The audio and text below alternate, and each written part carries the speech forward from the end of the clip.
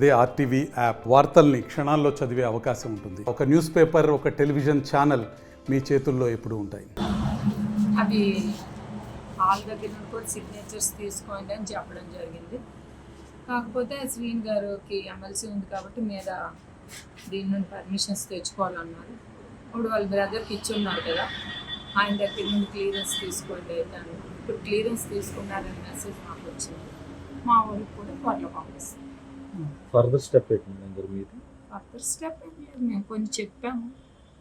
కొన్ని విషయాలు మా మీద డబ్బులు అలిగేషన్స్, ఆస్తుల అలిగేషన్స్ చేస్తున్నారు, వినిపిస్తున్నారు. మేము ఏదో రాజకీయంగా ఆశిస్తే ఇట్లాంటి పనులు ఆయనకి డ్యామేజ్ చేయాలని చేస్తున్నామని చెప్పారు.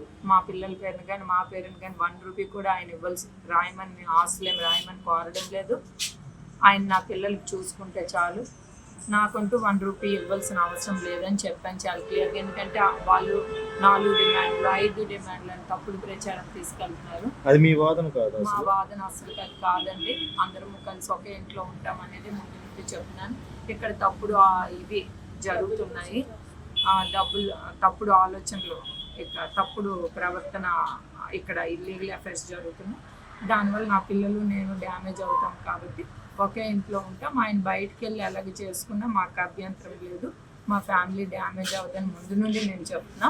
దాన్ని ఆస్తులు మేము అడుగుతున్నామని క్రియేట్ చేస్తున్నారు. ఇప్పుడు కూడా చాలా క్లియర్గా చెప్తున్నాను, నాకు కానీ నా పిల్లల పేరు కానీ ఎలాంటి అసెట్స్ రాయొద్దు అనేది మేము కోరుకుంటున్నాం. నాకంటూ 1 రూపీ వద్దు, అతను తన పిల్లలకి చూసుకుంటే చాలు. సో పిల్ల ఇంకొక పాప పెళ్ళికి ఉంది కాబట్టి ఆ సొసైటీలో కలిసి ఉన్నట్టు ఉండాలి, అంతవరకే తప్ప కానీ ఇంకొక రకమైన ఆలోచన అయితే మాకేమీ లేదు. కలిసి ఉండాలనుకుంటున్నా సొసైటీలో అది తప్పదు కదా. ఒక పాప మ్యారేజ్ ఆయన జీవితం అలాగ గడుపుని నాకు సంబంధం లేదు.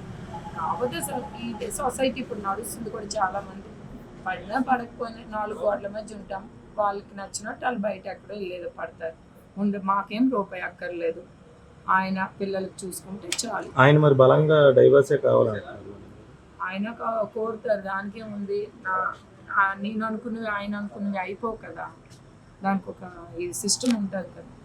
హైదరాబాద్ సుచిత్ర సర్కిల్ కి ఒక విశేషం. మీ లలిత జ్యువెలరీ సుచిత్ర సర్కిల్ కి వచ్చేసింది. ఆగస్ట్ 18న బ్రహ్మాండమైన ప్రారంభోత్సవం. Lalitha jewellery, A block, green park avenue, Suchitra road. మీ లలిత జ్యువెలరీలో ధరలు చెక్ చేయండి. డబ్బులు చాలా చాలా ఆదా చేస్తారు. డబ్బులు ఎవరికి ఊరికే రావు.